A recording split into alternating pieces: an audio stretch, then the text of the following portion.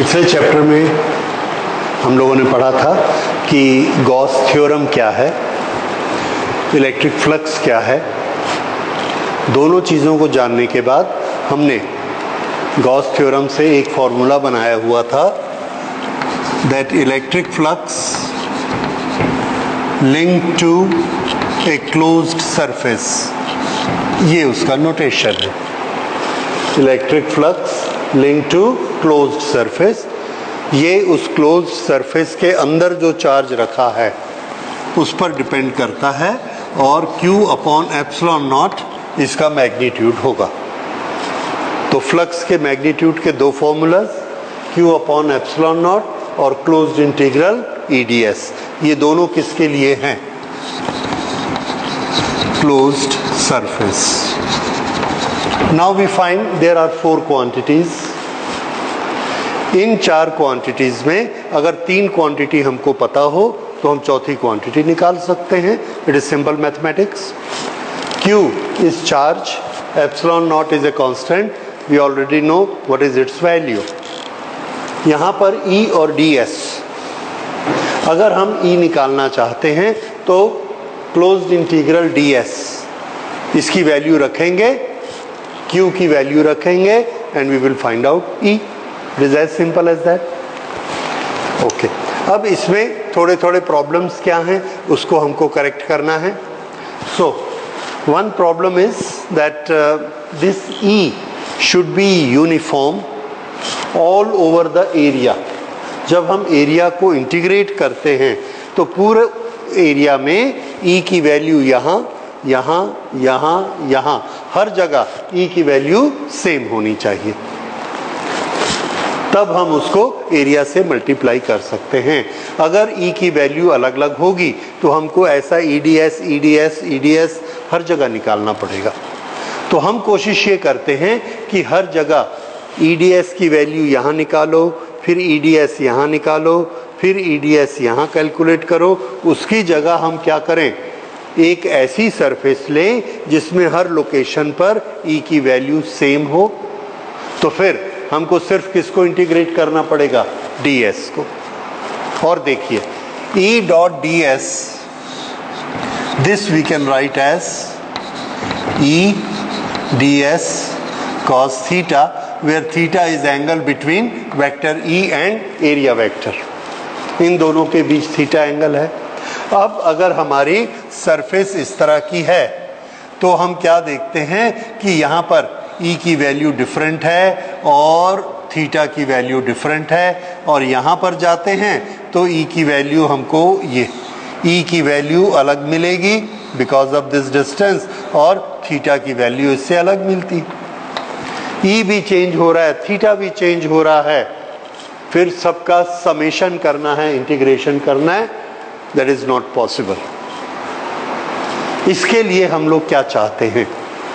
हम लोग ये चाहते हैं कि पूरी सरफेस में E यूनिफॉर्म रहे, एक जैसा, नंबर 1। दूसरा, हम ये चाहते हैं कि हर लोकेशन पर थीटा एक समान रहे। तब हमको सिर्फ किसको इंटीग्रेट करना पड़ेगा? DS को। ये कैसे हो सकता है? ये हमने एक फुटबॉल लिया, फुटबॉल के सेंटर में हमने चार्ज रखा Q, ये सब जगह डिस्टेंस कितना है? R, same distance. तो सब जगह इलेक्ट्रिक फील्ड की इंटेंसिटी कैसी हो गई? सेम। दूसरा, यहाँ पर इलेक्ट्रिक फील्ड की डायरेक्शन ऐसी है और ये एरिया वेक्टर है, एरिया वेक्टर की डायरेक्शन ऐसी है, दोनों के बीच एंगल कितना? 0 डिग्री।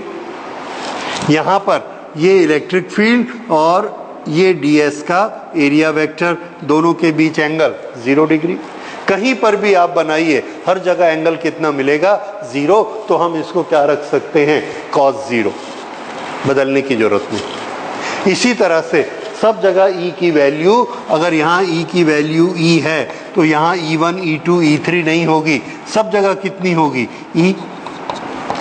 तो E कैसा हो गया? Constant, same. This has become a constant, theta has become a constant. जब ये दोनों कांस्टेंट हो जाएंगे तो हम इसको इंटीग्रेशन के बाहर ले आएंगे। फिर हमको इंटीग्रेशन सिर्फ किसका करना है? DS का, और एक वैल्यू का इंटीग्रेशन करना हमको आता है।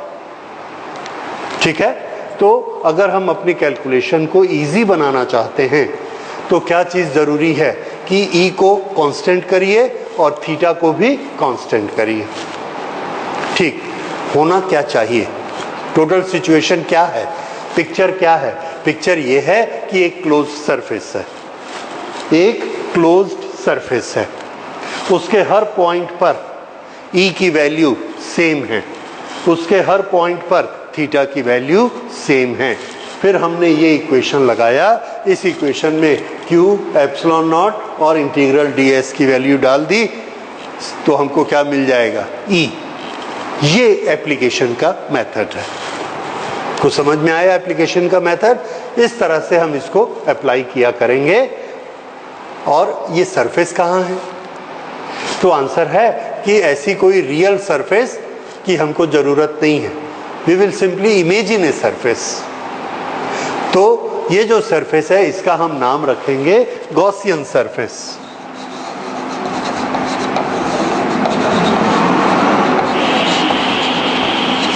ये जो गॉसियन सरफेस है this is a imaginary surface. और इसकी प्रॉपर्टीज कैसी रहेंगी?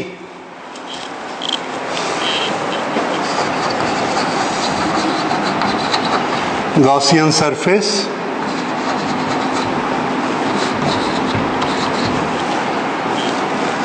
it should be such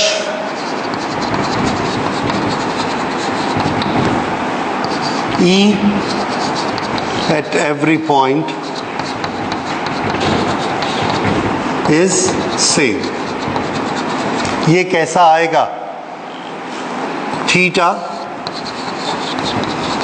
between A and E, area vector and electric field vector is same। ये दोनों सेम होने चाहिए, तो ये क्या होगा? Constant eight every point.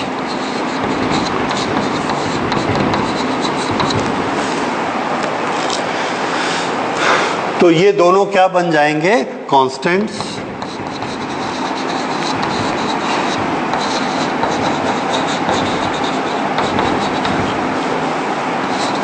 इससे क्या होगा? फॉर ए क्लोज्ड सरफेस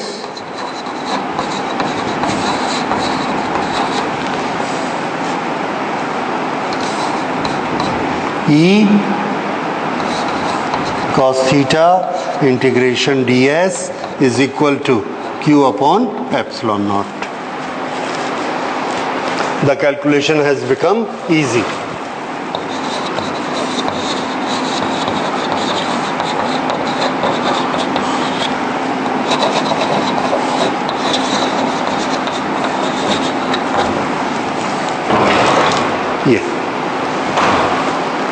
इस तरह से हमारी कैलकुलेशन इजी हो जाएगी। कैलकुलेशन हम कर क्या रहे हैं? ये चार क्वांटिटीज हैं, चारों को पुट करेंगे और चारों को पुटअप करने के बाद में ये तीनों को नोन बनाएंगे, दिस विल बी अननोन, इसकी वैल्यू आ जाएगी। ओके ये गॉसियन सरफेस। तो ये जो गॉसियन सरफेस है इसका फंडामेंटल प्रिंसिपल क्या बना? Fundamental principle of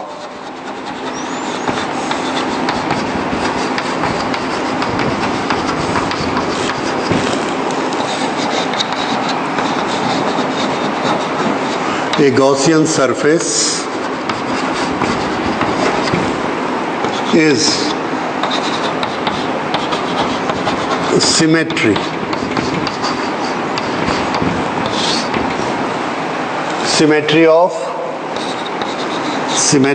of E, symmetry of theta, symmetry of E, symmetry of theta। ऐसी हमको सरफेस इमेजिन करनी पड़ेगी, उसको हम क्या बोलेंगे? Gaussian surface. ठीक है, अब हम लेते हैं कि गॉसियन सरफेस से हम काम कैसे करेंगे।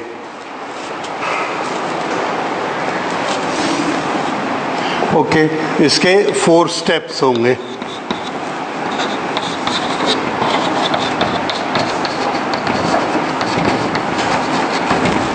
Four steps for application। ये जो है ये आपका एग्ज़ाम में आने वाला पॉइंट नहीं है, ये आपका समझने वाला पॉइंट है।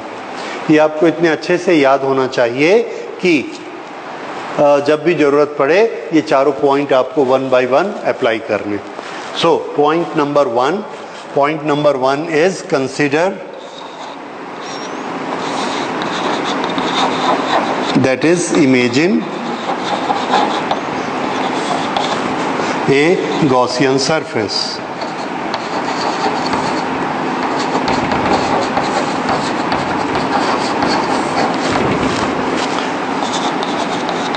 such that E and theta are symmetrical.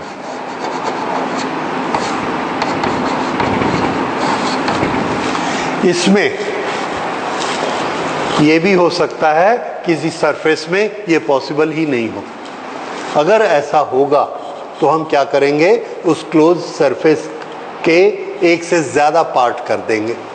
जैसे हमने एक सिलेंडर को बनाया गॉसियन सरफेस, तो हमने इसके दो पार्ट कर दिए, एक कर्व्ड और दूसरे दो फ्लैट हिस्से। इस तरह से किसी भी क्लोज सरफेस को अलग अलग सरफेसेस में तोड़ा जा सकता है, ठीक है, और सबकी अलग अलग कैलकुलेशन की जा सकती है। लेकिन शर्त क्या है? शर्त यह है कि अगर इसको मैंने ये कर्व्ड सरफेस और फ्लैट सरफेस में अलग अलग कैलकुलेशन करनी है, तो इस पूरी फ्लैट सरफेस में हर पॉइंट पर E की वैल्यू सेम होनी चाहिए, थीटा की वैल्यू सेम होनी चाहिए। ये सिमेट्री चाहिए ही। कर्व्ड सरफेस अगर मैं लूँगा तो कर्व्ड सरफेस के हर पॉइंट पर E की वैल्यू और थीटा की वैल्यू सेम होनी चाहिए। अगर फुटबॉल है तो मुझे दो सरफेस बनाने की ज़रूरत ही नहीं है, क्योंकि फुटबॉल के हर पॉइंट पर E और थीटा सेम है। इस तरह से किसी भी क्लोज सरफेस को हम चाहें एक ही स्टेप में कैलकुलेट कर सकते हैं, और अगर एक स्टेप में हमको E और थीटा सिमेट्रिकल नहीं मिलते तो हम उसके दो पार्ट कर लेंगे, दोनों पार्ट में अलग अलग E थीटा को लेके कैलकुलेशन कर लेंगे। ओके, तो पहला हमारा पार्ट रहेगा consider, define E and theta symmetry for each surface. ये फर्स्ट पॉइंट नोट कर लीजिए। Second point, calculate closed integral EDS, left hand side. Third point, calculate Q. What is that? Charge inside surface. Inside, only inside surface. And fourth, apply EDS is equal to Q upon epsilon naught. Put values,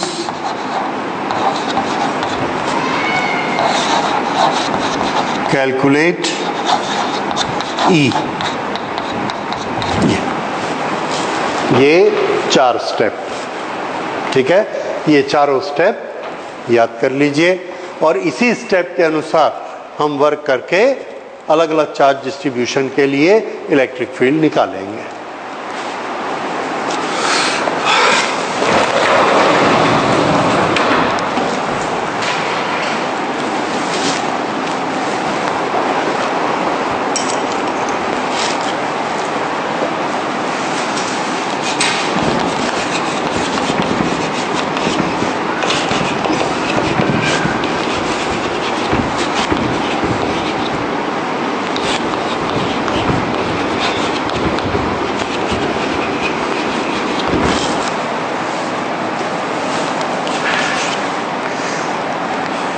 ये एक particle है जिसके पास charge Q है,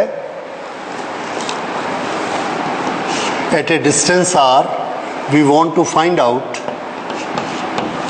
What is electrical field at point P?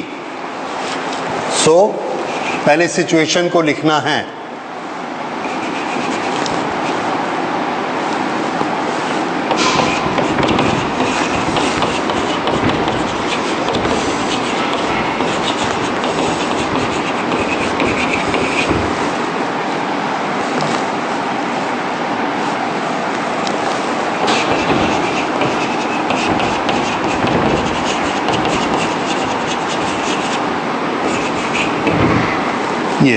ये हमने situation लिखी and we have to find out electric field at point P. अब हम अपने चारों स्टेप शुरू करते हैं. पहला स्टेप क्या है? Consider a Gaussian surface. तो कैसी होनी चाहिए गॉसियन सरफेस? सिमेट्रिकल, ताकि हर जगह पर E एक जैसा हो. अब E किस पर डिपेंड करता है? R पे डिपेंड करता है. अगर R कम ज़्यादा हो गया तो E भी कम या ज़्यादा हो जाएगा. इसलिए हम ये सावधानी रखते हैं कि ऐसे इतने उस सरफेस के सारे पॉइंट कितना दूर होना चाहिए? R. ऐसी कौन सी सरफेस होती है जिसके सब पॉइंट R डिस्टेंस पे होते हैं? आंसर है स्फीयर. इसको सेंटर मान के हमने इसके चारों तरफ स्फीयर बना दिया, ये R डिस्टेंस लेके, और ऐसा ऊपर से इधर से ये फुटबॉल जैसा स्फीयर बना दिया. अब इस स्फीयर का हर पॉइंट कितना दूर है? R. इसलिए हर लोकेशन पर E की वैल्यू कैसी होगी? Same, Q upon R square. Okay, हर जगह पर इसकी वैल्यू सेम होनी चाहिए. What is direction of electric field?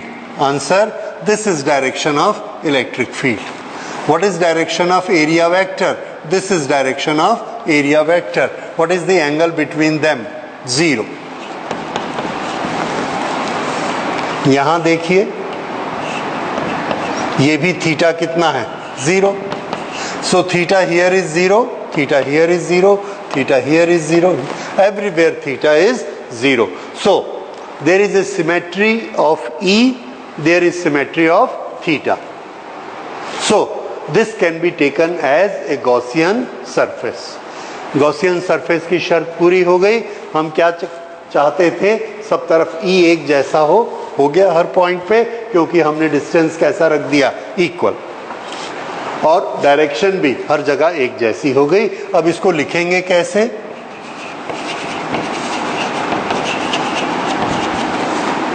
Consider a sphere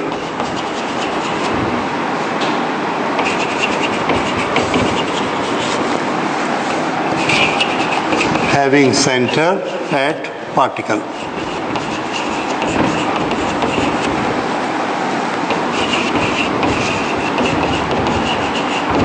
Having center at particle location.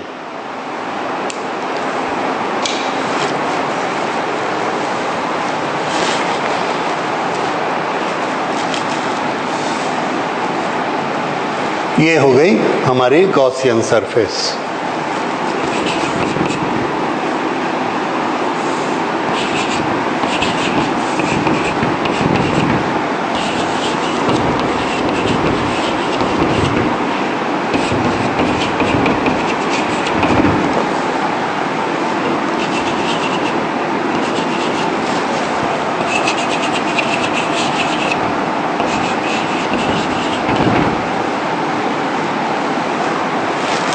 ये हमने पहला बता दिया.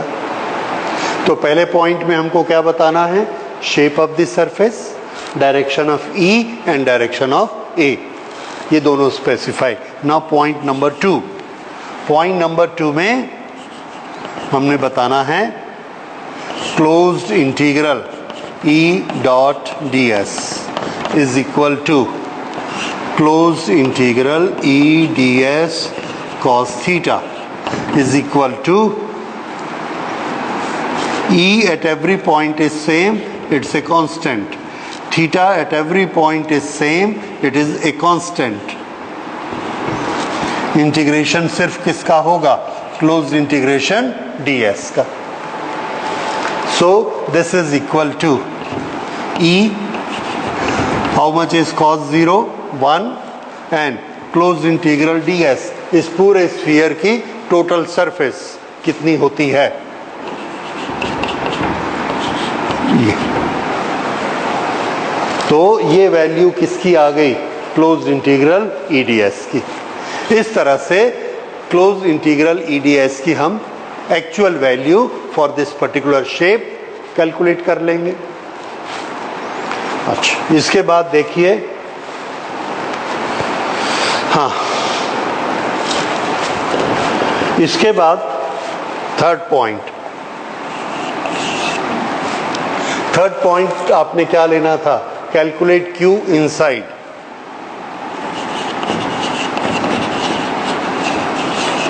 The charge inside is Q। यहां पर और कोई वैल्यू नहीं है, सिर्फ Q है, तो इस पॉइंट को हमने कैसा लिख लिया? The charge inside is Q। उसके बाद फोर्थ पॉइंट देखिए,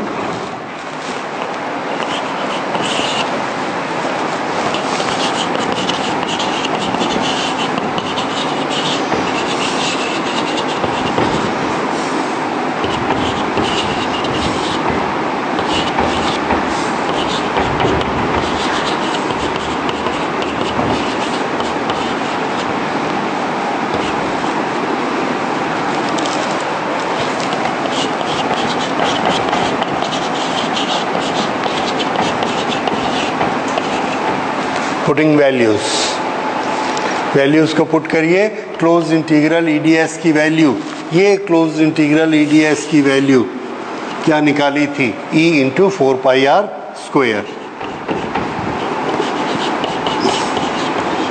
ये इसकी वैल्यू आ गई। This is equal to Q, charge की वैल्यू हमने क्या निकाली थी? ये Q, so this we will write as Q।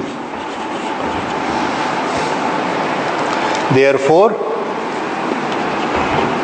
E की value, E is equal to, ये इधर ट्रांसफर कर दीजिए, so this is Q upon 4πε0 into R square. ये E की वैल्यू आ गई। और E कहाँ पर है? E is on the surface of this, क्योंकि ds आपने क्या लिया है? सरफेस। E कहाँ होगा? सरफेस पे। और पॉइंट P कहाँ है? सरफेस पे। तो हम हमेशा पॉइंट P को कहाँ लिया करेंगे? सरफेस पे, क्योंकि E की वैल्यू कहाँ आनी है? सरफेस पर आनी है। So this is E is equal to Q upon 4πε0 R square. ये हमने क्या निकाला? Electric field due to a point charge. अब हम लेते हैं electric field due to a linear charge।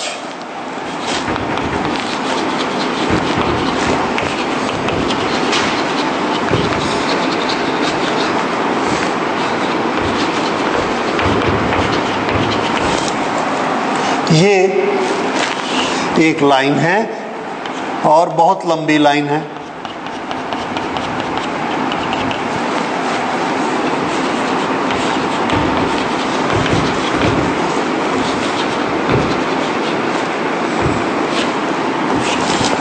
इस लाइन में चार्ज डिस्ट्रीब्यूट है। इस चार्ज की क्वांटिटी कितनी है? तो लीनियर चार्ज की क्वांटिटी हम किससे बताते हैं? Lambda. What does that mean? Lambda charge per unit length, lambda charge पर मीटर। ये इसके पास चार्ज है और ये वाली तार ऐसा ऊपर भी गई है, नीचे भी गई। अब अगर इस पर लैम्डा इसकी चार्ज डेंसिटी है, यहां पर एक पॉइंट है P, जो कि इससे r नॉर्मल डिस्टेंस पर है, r। What is the electric field here? We want to find out, and we will take help of Gauss theorem. Okay, so what is the given situation?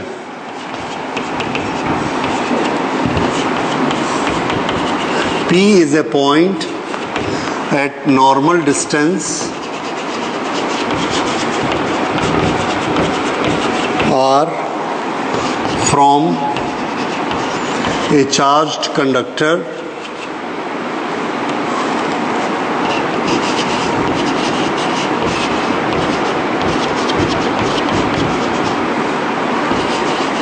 और इसकी density कितनी है, lambda, that is charge density.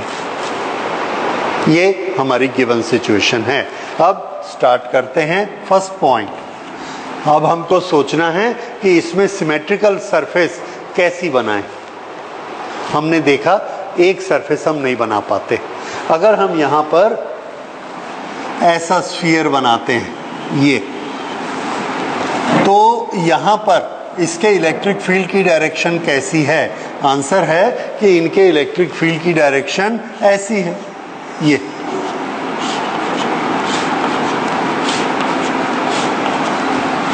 हम पहले पढ़ चुके। यहाँ पर आप देखिए, ये वाला पॉइंट नज़दीक है, ये वाला पॉइंट दूर है, ये दूर है, ये नज़दीक है, तो हर जगह ई कैसा होगा, डिफरेंट। ई अलग अलग हो गया। फिर यहाँ पर ई और ए के बीच का एंगल ये है, ये सरफेस है, ये सरफेस का परपेंडिकुलर। यहाँ पर ये सरफेस है और ये सरफेस का परपेंडिकुलर।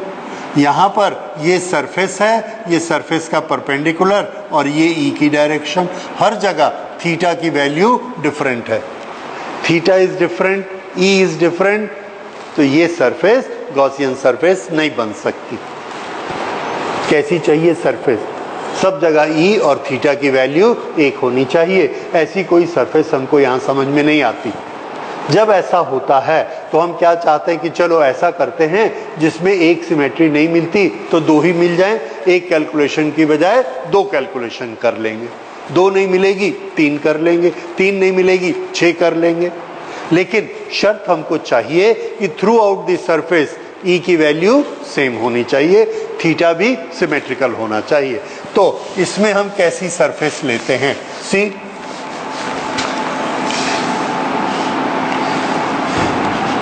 यहाँ पर हम कंसीडर करते हैं एक सिलेंडर। उस सिलेंडर की एक्सिस इस कंडक्टर की एक्सिस पर रहेगी एंड दिस मच।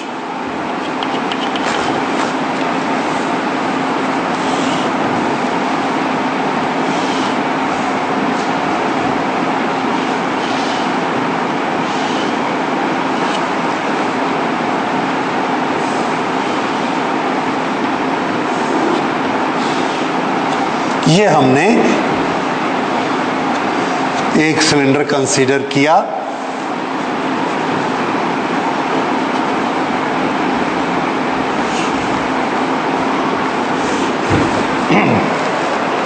ये लाइन कहाँ है? इस सिलेंडर की एक्सिस पे। क्या ये सिमेट्रिकल है? तो आंसर है यस। देखिए कैसे सिमेट्रिकल है।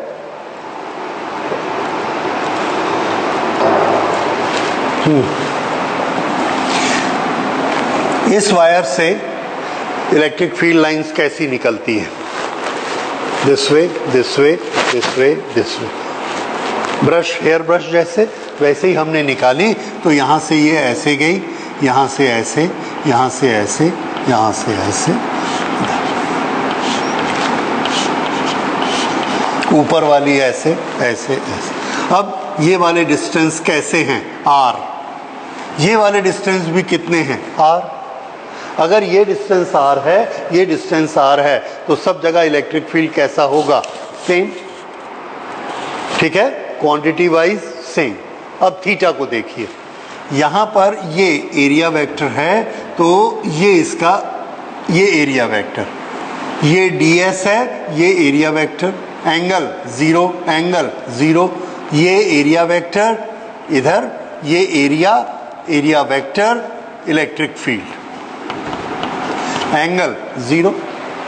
किसी भी पॉइंट पर आप देखिए इलेक्ट्रिक फील्ड लाइन कैसे जाएगी? नॉर्मल, ये ऐसे में, ये नॉर्मल, और एरिया वेक्टर भी कैसा है? नॉर्मल। इसलिए दोनों के बीच एंगल कैसा होगा? जीरो। तो थीटा भी कैसा हो गया? Symmetrical, which can be taken as constant.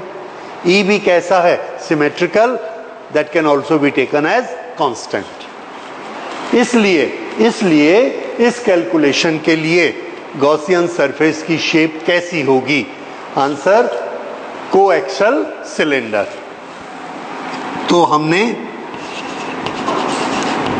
consider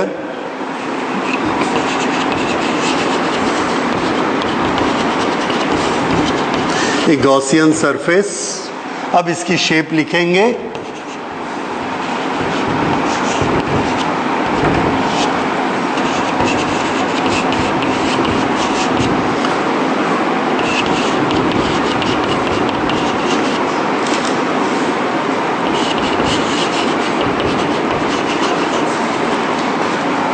In shape of coaxial cylinder.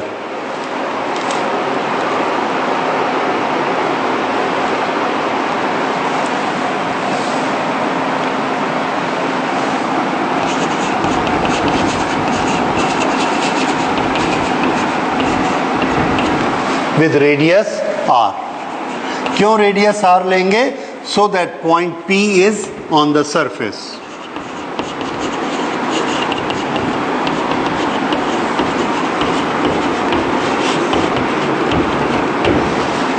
P is on the surface. Okay, ये हमने क्या कर दिया? पहला पॉइंट. E को स्पेसिफाई करिए.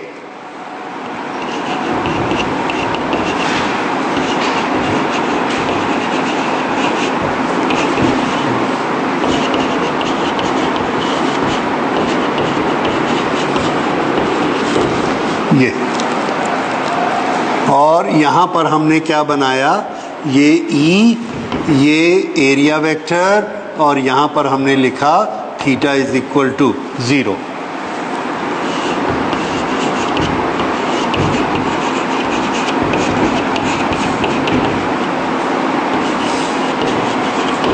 Theta at every point is 0. ये हमारा पार्ट 1 हो गया. अब पार्ट 2 देखिए. सेकंड हम क्या करते हैं? Closed integral EDS cos theta. अब यहां पर हमने इसके 3 हिस्से कर दिए. Integral curved, integral flat 1, integral flat surface 2. 2 flat surface हैं और एक कर्व सरफेस है. 3 सरफेसेस हैं और तीनों पर हम फ्लक्स की क्वांटिटी निकालेंगे तो हमारा टोटल फ्लक्स आ जाएगा. अब देखिए किस तरह से निकालते हैं. हर एक में फॉर्मूला क्या लिखना? E ds cos. कर्व के लिए थीटा की वैल्यू 0. फ्लैट के लिए E ds cos 90. क्यों? थोड़ा सा इधर देखिए. ये फ्लैट सरफेस, E तो हर जगह ऐसा ही है. फ्लैट सरफेस का एरिया वेक्टर, फ्लैट सरफेस नीचे ऐसी है तो एरिया वेक्टर ऐसा आएगा, परपेंडिकुलर टू द सरफेस. तो इसका ये एरिया वेक्टर, ये एरिया वेक्टर है. और ये कौन है? E तो पूरा वही है, ऐसे ऐसे ऐसे.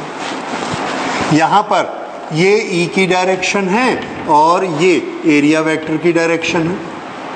तो E और A के बीच एंगल कितना? 90. तो फ्लैट सरफेस के लिए यहाँ पर लीजिए, यहाँ पर लीजिए, कहीं पर भी लीजिए, हमेशा थीटा कितना आएगा? 90 eight every point. Therefore this is 90. और यहाँ पर भी E ds cos 90. तो cos 90 0, cos 90 0. What remains with us? E ds cos 0. Cos 0 is 1. So this is integral E ds for full curved surface. So this is equal to E her location पर same है. It is a constant. So this will be integration of ds for curved surface. E constant है. Area for the curved surface integrate कर दीजिए. Curved surface के area को integrate करेंगे, कितना होता है? 2 pi r multiplied by height. जो भी हाइट हमने ली, यहाँ पर हमने इसकी कुछ हाइट मान ली. यहाँ से यहाँ तक मान लीजिए ये वाली हाइट हमने ली h. तो ये वाली हाइट भी कितनी है, h, ठीक। तो इसका एरिया कितना हुआ, 2 पाई आर h, ये आ गया। तो ये जो closed integral E D S cos theta था, इसको हमने 3 हिस्से में डिवाइड किया। क्यों? 3 सिमेट्री हमको मिलती है, एक कर्व्ड की सिमेट्री, एक टॉप की सिमेट्री और एक बॉटम की सिमेट्री, यही हमने लिए। तीनों को अलग अलग कैलकुलेट किया और तीनों को ऐड कर दिया, ये दोनों तो 0 बन गए और इसकी वैल्यू हमने यहाँ पे लिख दी, ई कर्व्ड सरफेस का इंटीग्रेशन, और कर्व्ड सरफेस का इंटीग्रेशन होता है 2 पाई आर एच। ये हमारा इसका वैल्यू आ गया इंटीग्रेशन होने के बाद। Is this right? ये पॉइंट नंबर 2। अब पॉइंट नंबर 3 लीजिए, charge inside surface. Closed surface के अंदर कितना चार्ज है, इसकी वैल्यू बताइए। लैम्डा कितने मीटर का चार्ज है, 1 मीटर का। इसके अंदर कितना बड़ा कंडक्टर है, h मीटर। तो h मीटर में कितना चार्ज होगा, h मल्टीप्लाइड बाय लैम्डा। ये बात समझ में आई? तो वो वाला चार्ज h इंटू लैम्डा कहाँ है, सिलेंडर के अंदर। बाकी सारे चार्ज कहाँ हैं, बाहर। तो हमको कौन सा चार्ज कंसीडर करना है, अंदर का कि बाहर का, अंदर का। इसलिए हम क्या लेंगे, h into lambda. So charge inside surface is h lambda. ये 3 हो गए। अब इसमें point number 4, applying Gauss law, EDS is equal to Q upon epsilon not. इसको मैं यहीं लिख देता हूं, so that we close here.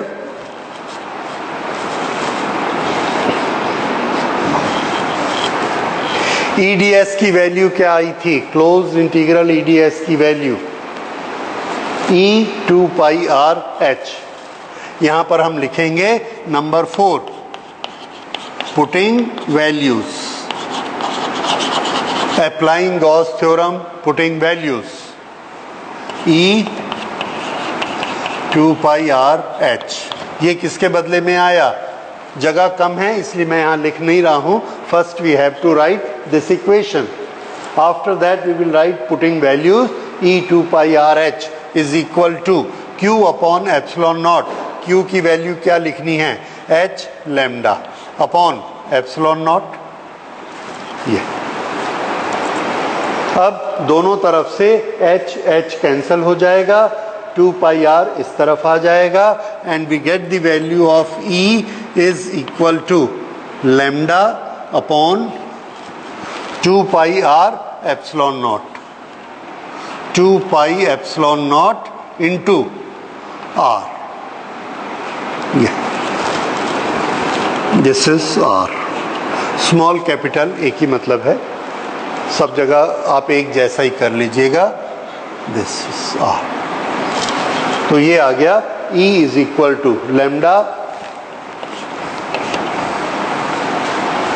ठीक है। इस तरह से हमने E की वैल्यू निकाली, और E ये कहां पर है, तो आंसर है E गॉसियन सरफेस की सरफेस पर है। तो पॉइंट P कहां पर है, पॉइंट P भी सरफेस पर है, इसलिए ये इलेक्ट्रिक फील्ड कहां है, P पर है। So this is electric field on the P। P का इस लाइन से डिस्टेंस कितना है, R। P पर चार्ज डेंसिटी कितनी है, लैम्डा, इसलिए इलेक्ट्रिक फील्ड कितना हुआ, lambda upon 2 pi epsilon not R। ठीक है। So this are the 2 applications of Gauss theorem. इसके बाद हम एप्लीकेशन कर सकते हैं, and that will be for flat surface, for spherical shell. These are very important, and that we'll do in the next class. ठीक है।